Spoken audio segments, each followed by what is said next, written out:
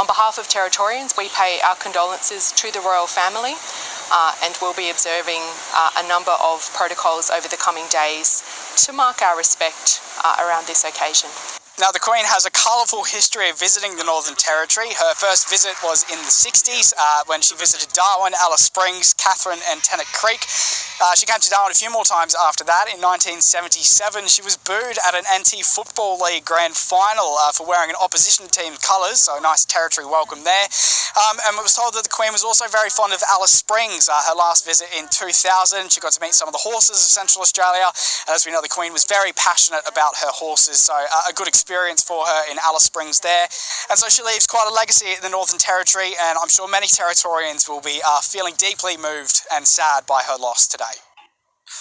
Well, it's been more than 20 years since the Queen last visited Tasmania, but the passing of time hasn't dimmed the memories of locals who've been reflecting on the impact the monarch had on their lives. Lachlan Bennett reports from Burnie in the state's northwest. The Queen visited Tasmania on several occasions, but she came to Burnie in the state's northwest back in 1988. While she was here, she formally declared Burnie a city, even though at the time it didn't have a big enough population to get that city status. But regardless, the trip had a lasting impact on the locals. Because she was a lovely lady. She always came across so nice and everything. Everybody spoke beautifully about her and everything. Yeah, I thought it was really, really sad. Actually, one of the best people in the world, I would put next to Mother Teresa, kind of, you know. I always just remember her with her hats, like how fashionable she looked. Yeah, whenever I see her, it's just like, wow, she's just a very calm, loving person. And to do what she did, still at her age, is really admirable. Just seeing her on the back of all the money, I thought that was pretty cool how she aged each year and they put a new queen out with her aging. She'd be hard to replace, that's for sure. I would prefer Prince William, honestly tell you. Yeah, he's young, he's got ideas, he's got beautiful family, and I would really, really prefer that he's in Charles. That is my opinion. The Queen visited Canberra 14 times during her reign. We spoke to visitors to the National Museum about their feelings following her death. Not as bad as Princess Diana, I'm afraid. I still thought I was pretty bad with the Queen. But we were expecting it, you know what I mean? That's why it wasn't... Diana was such a shock, whereas the Queen was... You knew that it was going to happen. How do you look back at the last 70 years of her reign? Oh, she's been fantastic, yeah. Don't ask me about Charles, will you? Oh, please, because I can't stand him. And Camilla, oh, shocking. So what now for the royals? I don't know. I was hoping that Andrew or one of the others would take it over, but yeah. Oh, look, I mean, very sad moment. Whatever your views on the monarchy, she's a lady who did a wonderful job and, devotes her life to serving the people. So, very sad day. We woke up this morning and it's all over the news, and it was just going back to when Princess Diana, we woke up that morning and it was all over the news too. Another important role model to our Australian heritage and history. Yeah. It's pretty cool to see the car though. It is. Yeah. When we walked in, it wasn't there, and then just coming out now, I'm like, okay, it's actually a day that we will remember in 20 or more so years. And with my son, I think he would remember this day in the future. Yeah. Even though we're not British, we're still very sad to hear about her passing today. She was an elegant lady. She participated. I think she added to the concept of world peace and getting along with people. She's very well admired in the United States. So you think she will be missed there? Oh, greatly, definitely. I think. Some reflections from people at the National Museum in Canberra. And for more than 70 years, Her Majesty was inseparable from a man she described as her strength in her stay, the Duke of Edinburgh. Let's take a look back at the partnership of Queen Elizabeth and Prince Philip.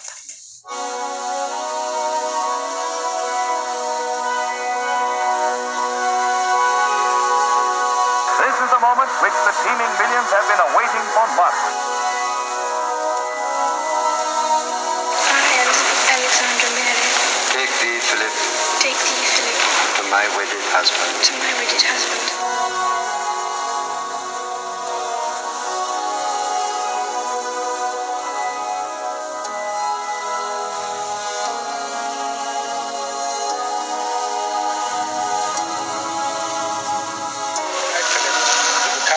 Man of life and limb, and of earthly worship, and faith and truth I will bear unto you, to live and die, against all manner of folk, so help me God.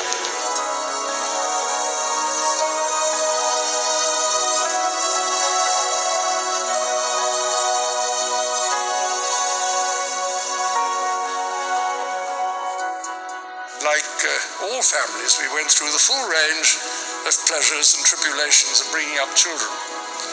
I'm naturally somewhat biased, but I think our children have done rather well under very different and difficult and demanding circumstances.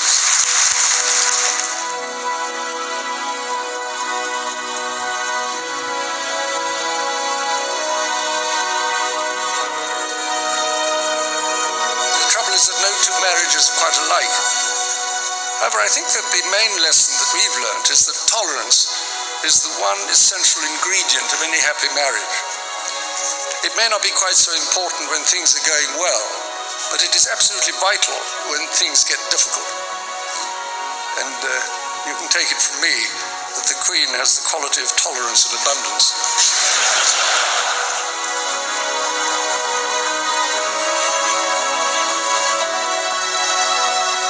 All too often, I fear Prince Philip has had to listen to me speaking. Frequently, we have discussed my intended speech beforehand. And as you will imagine, his views have been expressed in a forthright manner. He is someone who doesn't take easily to compliments, but he has quite simply been my strength and stay all these years.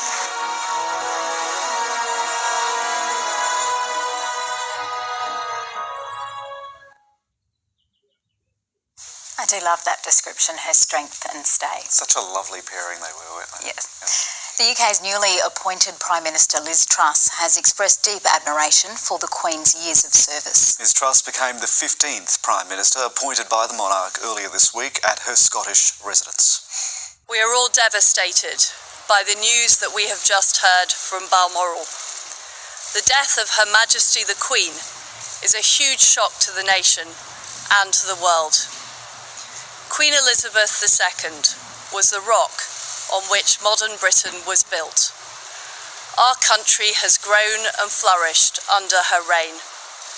Britain is the great country it is today because of her. She ascended the throne just after the Second World War. She championed the development of the Commonwealth from a small group of 7 countries to a family of 56 nations, spanning every continent of the world. We are now a modern, thriving, dynamic nation. Through thick and thin, Queen Elizabeth II provided us with the stability and the strength that we needed. She was the very spirit of Great Britain, and that spirit will endure. That's Liz Truss, the new British Prime Minister. An emotional Justin Trudeau, the Prime Minister of Canada, has also paid tribute to the Queen, calling her one of his favourite people in the world. She was our Queen for almost half of Canada's existence, and she had an obvious, deep, and abiding love and affection for Canadians. She served us all with strength and wisdom for 70 years as we grew into the diverse, optimistic, responsible, ambitious, and extraordinary country we are today. As her 12th Canadian Prime Minister, I'm having trouble believing that my last sit-down with her was my last. I will so miss those chats. She was thoughtful, wise, curious, helpful, funny, and so much more. Justin Trudeau there. Well, it's no secret that the Queen also left her mark on many Australians. One of them is the former soldier Kim McMillan, who says the monarch had a way of making everyone she met feel important. So got to meet a number of the royals, but one particular occasion she visited the Royal Military College of Science at Shrivenham where I was working, and I said to her that we'd met 16 years beforehand at Duntroon, and she then said, "Oh, I remember that. That was a lovely visit to Canberra in Australia, and oh, that parade was excellent. Your drill was phenomenal." And I thought, I don't know if you actually remember that, but just the way she responded, really made you feel, here's someone who actually cares and wants to make you feel that you're important. So we had that chat, and then because it was a small group, no cameras, no press, nothing else, we were able to just continue chatting. So she said, "What are you doing here? Why are you here? How long are you here for? Is your family here? And, how many kids you got?" And it was that sort of chat you could have with almost anyone, and you really felt that she was genuinely interested. And then, of course, some of the other Brits wandered up and they started talking about horses, and that was the end of me because, I wasn't into polo and that. But she was just very chatty, and I think in the military environment she's very much at ease. There's it's something that she does regularly, and I noticed that the Brits just treated her with great dignity and respect, but they weren't sort of falling over each other, and it wasn't that different. It was just a friendly engagement with an important person, and she was really lovely. We're hearing some really lovely reflections today, and Queen Elizabeth's sense of humour and relationship with her family has been a much-loved part of her personality. In 2016, she was part of a social media campaign for the Invictus Games alongside her grandson, Prince Harry. These are all the individuals from last year doing their thing, running 100 metres and all that sort of stuff. And the American man here was incredibly fast. It's quite close, isn't it? Message? Oh, from Michelle. How very amusing. So you would like to watch it together? Yes. Let's have a look. Hey, Prince Harry, remember when you told us to bring it at the Invictus Games? Careful what you wish for. Boom. Oh, really? Please. Boom. We can bring you now an address to the nation from the Governor-General, David Hurley. Today we mourn the passing of Her Majesty Queen Elizabeth II. The news of her passing, while we knew it to be inevitable, has still shocked, prompted reflection, and an outpouring of affection. What is clear is that even though her life has ended, her example to us all has not. That example of selfless service, devotion to duty, and compassion for others is both an enduring legacy and a gift to us all. Her Majesty was also a mother, grandmother and great-grandmother. Our sympathies are with His Majesty and the royal family. When my phone rang at 1:38 in Adelaide this morning, I had a sense it was news that I desperately did not want to hear. Since then, millions of Australians, and indeed billions of people around the world, have been reflecting on Her Majesty's remarkable reign. In their reflections, many have recalled Her Majesty's own words and the seemingly impossible standard she set for herself almost 70 years ago at her coronation, when she said, "I have in sincerity pledged myself to your service, as so many of you are pledged to mine. Throughout all my life, and with all my heart, I shall strive to be worthy of your trust."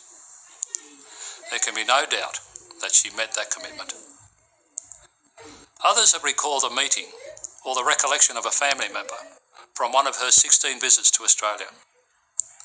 I remember my mother telling me about how she held me up as a baby as Her Majesty's motorcade passed by in 1954. Others have recalled a moment, an image or impression, perhaps one that showed Her Majesty's warmth. I will always treasure Linda's and my last call with Her Majesty, when we introduced the 4 Australians of the Year for 2022. She was warm, funny and sincere in her interest in their work and our country. What I have observed from the reaction of Australians is there is no single quote, or memory, or moment that can define Her Majesty. All are apt, all are special. They are both individual and collectively the memories of an entire nation. Her Majesty had a special bond with Australia, and admired our easygoing approach to life and sense of humour. Her visits and messages of support in good times and in difficult, sometimes tragic times have been well received.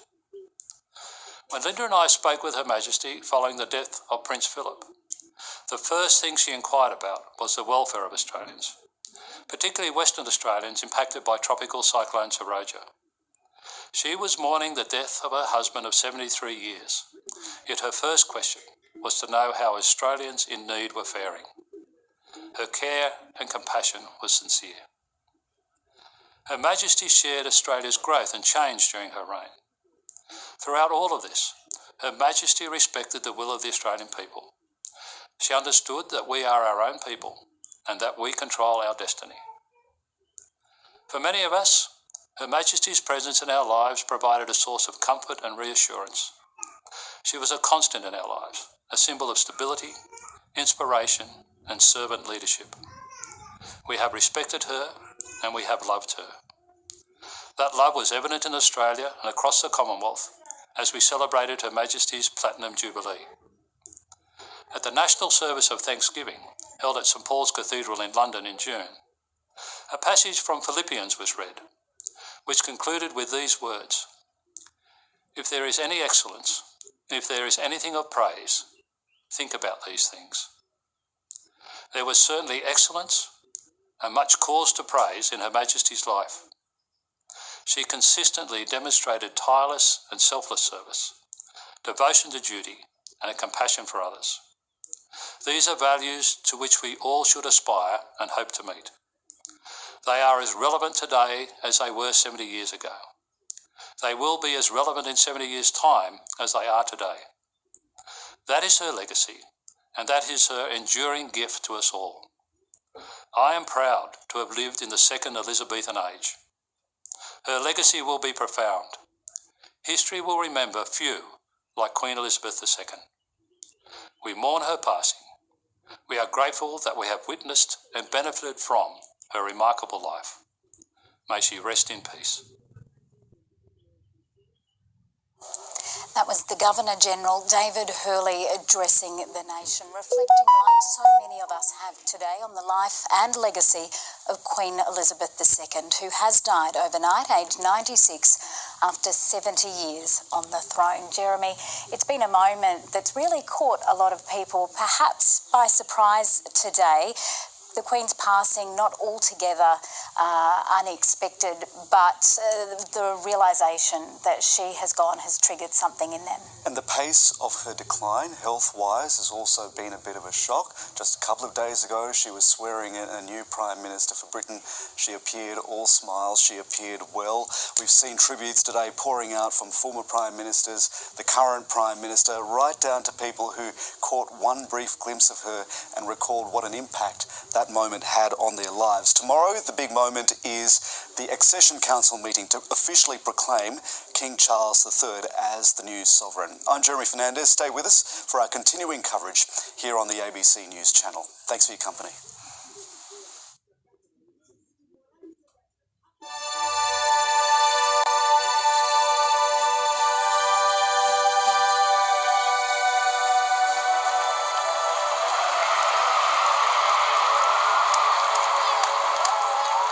After 70 years, the second Elizabethan age is over.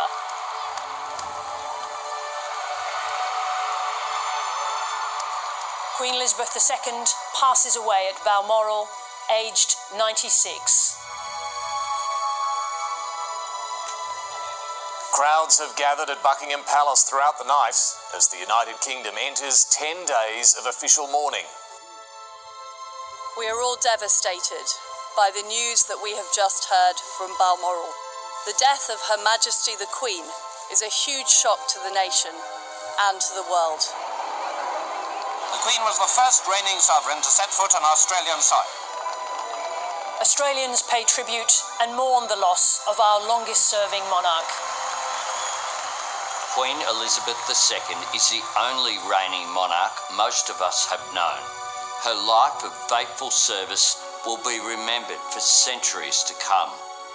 From a young girl who did not expect to be queen, to a beacon of service, duty and quiet dignity. I declare before you all that my whole life, whether it be long or short, shall be devoted to your service and to the service of our great imperial family to which we all belong. The Queen, who took on the job for life, became a symbol of stability and continuity throughout her 70-year reign.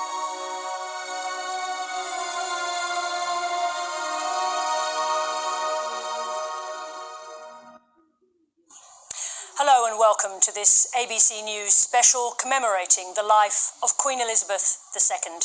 I'm Sarah Ferguson. And I'm David Spears. London Bridge is down. With those 4 ominous words, Buckingham Palace initiated the 10-day sequence of events which will follow the death of Queen Elizabeth II, culminating with her state funeral. The first sign something was wrong was a highly unusual statement from the palace, raising concerns for the Queen's health. Members of the royal family rushed to Balmoral, and news quickly spread throughout the UK and the Commonwealth that this was serious. Thank you, Mr. Speaker.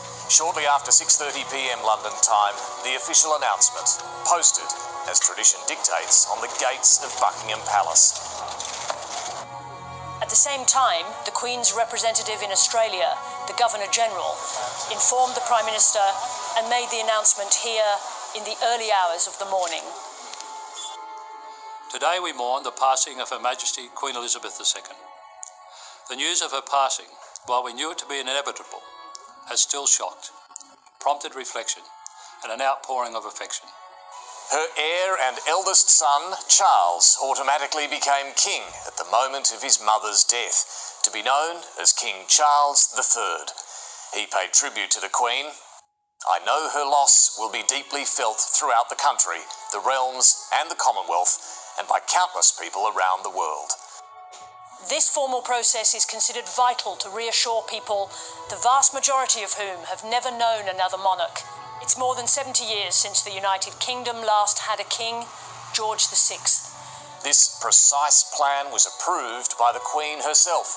She helped design the ceremonies which allow for mourning, but also demonstrate the continuity of tradition. Flags around the Commonwealth are flying at half-mast tonight, until they're raised again tomorrow. Last night, one era ended, and today, a new one began. As this new era begins, a carefully choreographed plan known as Operation Unicorn is now unfolding tonight to transport the Queen's body from Balmoral to Edinburgh, before finally making its way to London. Let's bring in our correspondents. Nick Dole is at Balmoral Castle in Scotland. And Isabella Higgins is at Buckingham Palace in London. Nick, to you first. Operation Unicorn's begun. What will the first phase look like? Well, right now at Balmoral, the royal household and the royal family are preparing to send the Queen off from this summer home that she loved so much. Balmoral was so important to her. She spent her childhood here. She had a courtship with the Prince here, and she took her grandchildren and great-grandchildren here. So it holds a very special place in her heart. From this point, she's going to be taken first by road. She's then expected to link up with a rail link closer to Aberdeen, which will take her down to Edinburgh. First, her body will be taken to Holyrood House, but shortly thereafter it will move to St Giles Cathedral, and in between that it will go down the Royal Mile, and we can expect to see thousands of people lining the Royal Mile. From Edinburgh, there are plans to take her via plane, but it is expected that a train will be used, a royal train, to take her to London. First, her body will be transported to Buckingham Palace, her official London residence, of course, but later to Westminster Hall, where there will be an opportunity while she lies in state for thousands, potentially hundreds of thousands of people to come and pay their respects. This is a period of mourning. Certainly there is a feeling of sadness in the air, but the reaction here, I think, is one more of relief. Relief that the Queen was able to continue performing her duties right up until the end, and that was so important to her. Relief that this illness, at least publicly facing, wasn't protracted. and relief that members of her family were able to be close to her when she died. And I think people here are taking some comfort in that. And Isabella, crowds there at Buckingham Palace are still growing. How has the UK responded this morning? Well, Sarah, it certainly feels like we are witnessing an extraordinary day in British history. Here just outside of Buckingham Palace, it feels like life has come to a standstill. There's no commuters, no morning traffic at what is usually a very busy intersection. There will be no changing of the guards outside of Buckingham Palace, so these modern and ancient routines have been brought to a standstill. Instead, they've been replaced with the world's media and, of course, hundreds upon hundreds of well-wishers who have come to pay their respects to a much-loved sovereign, Queen Elizabeth II. The news the world had anticipated but wasn't ready for. A few moments ago, Buckingham Palace announced the death of Her Majesty Queen Elizabeth II. It's quite upsetting, really. You know, just that feeling in your stomach, you don't really know what to say. As the news spread, crowds outside the palace grew, hundreds turning out to pay tribute and share their grief.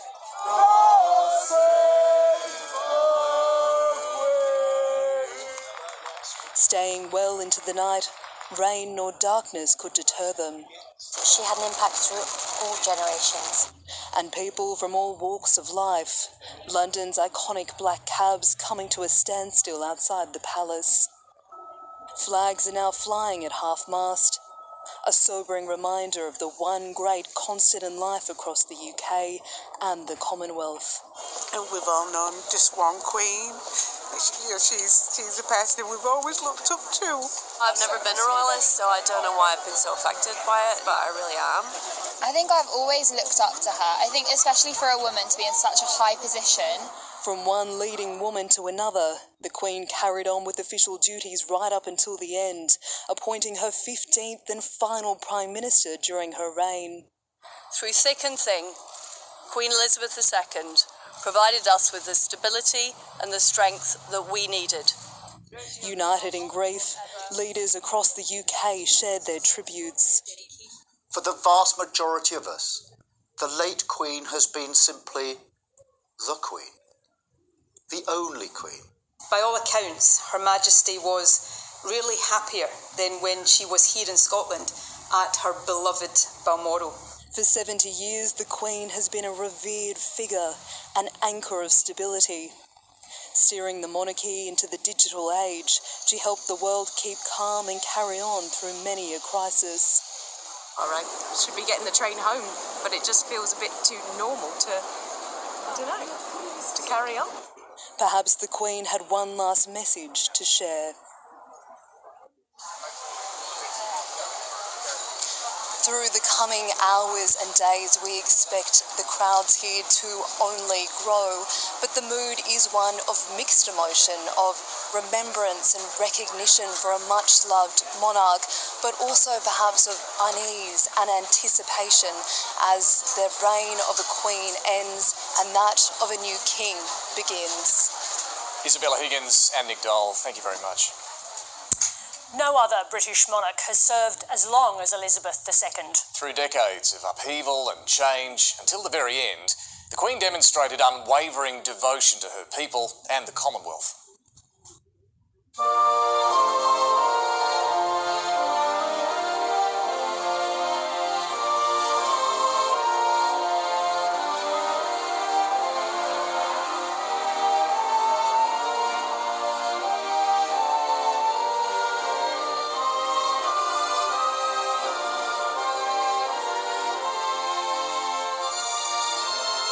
A young woman made a promise that she never broke.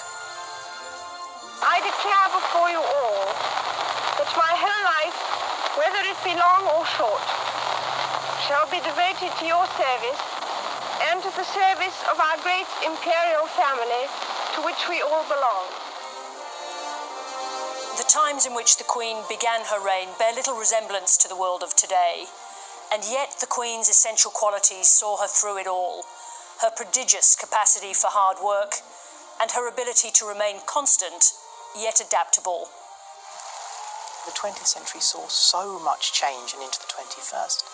And one thing that I admired the most about her was the fact that she was always ready to adapt to that change. She never dug her heels in and said, look, I became queen in 1952, this is the kind of queen I'm going to be. As what we expected of her as queen changed, she changed to fill that role.